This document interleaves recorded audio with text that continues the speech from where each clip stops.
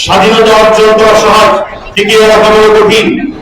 এই স্বৈরাচারকে বিদায় করার জন্য আমার স্কুল, কলেজ, ইউনিভার্সিটির শিক্ষার্থীরা সর্বশেষ রক্ত দিয়েছে, জীবন দিয়েছে। তাদের জীবন দিয়ে যখন আবার 24-এর গণ আন্দোলন তৈরি করে ফ্যাসিবাদকে দেশ থেকে মুক্ত করল, আজকে 1 বছর পরে আমরা দেখতে পাচ্ছি এই আন্দোলনটাও যেন কেমন করে করে কেউ এই সুবিধার জায়গাগুলো অসুবিধা করে ফেলছে। এই জন্য সংগ্রামী সহযোগিতা বন্ধুগণ, আমি আপনাদেরকে বলবো, স্বাধীনতা অর্জন করা সহজ, টিকিয়ে রাখা বড় কঠিন।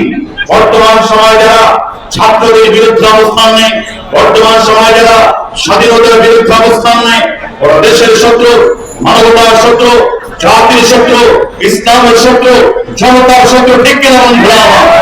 সুতরাং এদের বিরুদ্ধে প্রতিবাদ করে তুলতে হবে, এদের বিরুদ্ধে সজাগ দৃষ্টি থাকতে হবে।